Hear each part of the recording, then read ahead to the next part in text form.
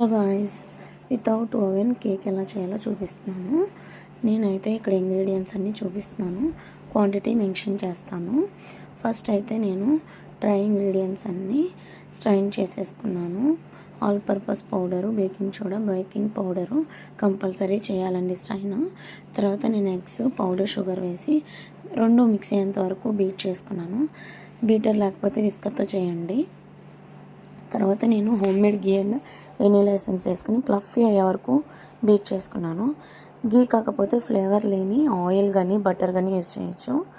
నేను తర్వాత dry ingredients వేసుకొని కట్ అండ్ ఫోల్డ్ మెథడ్లోనే ఇది చేయాలండి.